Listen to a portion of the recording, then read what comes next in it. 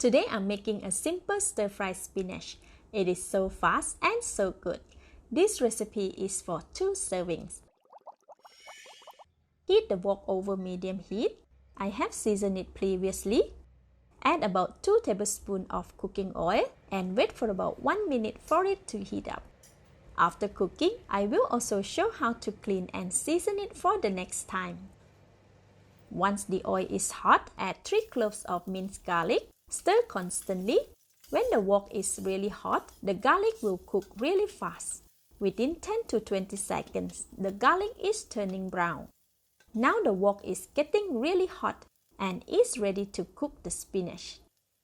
Add about 200 grams of washed spinach or baby bayam. With a little water from the spinach and a really hot wok, it will create a loud sizzling sound and a lot of smoke. This is how the wok heat infuses into the food that we are cooking. Keep toasting and stirring so that the spinach will become softer. After 30 seconds, all the spinach has softened and reduced in volume.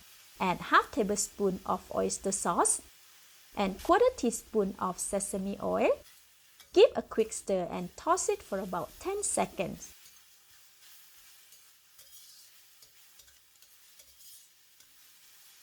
And switch off the heat.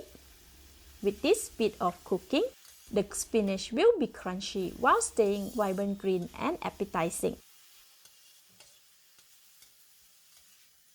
Transfer the stir-fried spinach immediately onto a serving plate. That smells wonderful. Let's eat!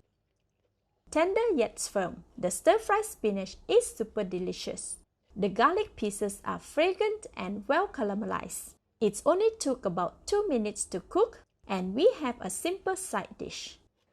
As a bonus, here's how I clean the wok so it's ready to use for the next time.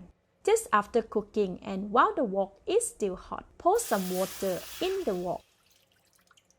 Switch the water around a few times to remove any stubborn food residue.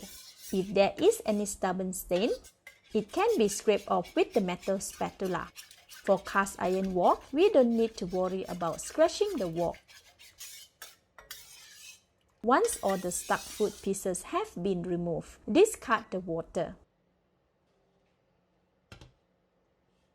Wipe it clean with kitchen towel until dry. Alternatively, it can also be heated again on the stove until all the water has evaporated. Put about 1 to 2 tablespoons of cooking oil and spread it all over the surface of the wok with a clean and dry kitchen towel. This is to coat the cast iron wok with oil to prevent the wok from rusting. And the wok is ready for the next use. Thank you for watching. Please like and share if you have enjoyed this video. This is Home Cooking with Somjit. Thank you and bye-bye!